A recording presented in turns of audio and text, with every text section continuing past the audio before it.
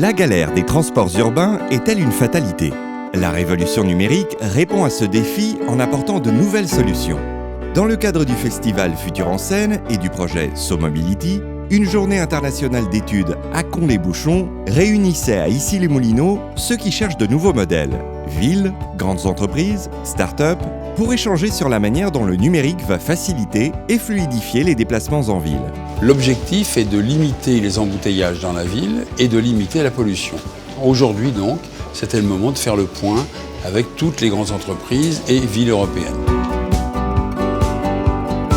Aujourd'hui, autour des enjeux de la mobilité urbaine, Cisco s'engage en mettant à disposition 3 outils. Le premier, c'est les partenariats, par exemple avec SoMobilité, Engie, Colas, Bouygues.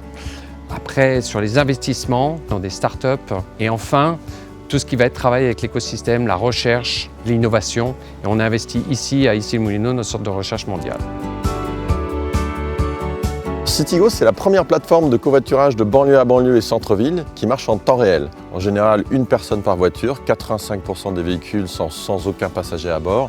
Et notre enjeu, c'est de faire rencontrer des passagers avec des conducteurs ou des conducteurs avec d'autres conducteurs pour s'entraider et réduire les embouteillages. Ça réduit les coûts, ça réduit la pollution et tout le monde est gagnant. L'enjeu d'OpenGo, c'est de pouvoir permettre aux automobilistes d'avoir accès à un certain nombre de fonctionnalités les aidant à stationner en ville, notamment de pouvoir visualiser sur une carte l'ensemble des places disponibles autour de sa position ou de sa destination, mais également de pouvoir accéder au parking en main libre et enfin de pouvoir réserver sa place à l'avance en fonction de sa destination.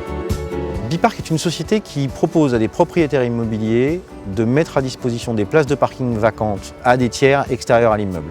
Il y a énormément de places de parking disponibles. À Paris, on parle de 120 000 places en ouvrage qui ne sont jamais utilisées dans le parc privé. À ce titre-là, nous contribuons à désengorger les rues et évidemment également à diminuer les émissions de gaz à effet de serre. Néonomade, c'est un site web et une appli qui vous permet de réserver des espaces de travail flexibles à l'heure, à la journée ou à la demi-journée. Il y a des jours où on pourrait se déplacer moins, travailler dans un espace de coworking près de chez soi par exemple, ou quand on est en déplacement, éviter de faire des sauts de puce entre le siège, le lieu de rendez-vous et le domicile en bénéficiant des espaces de travail alternatifs.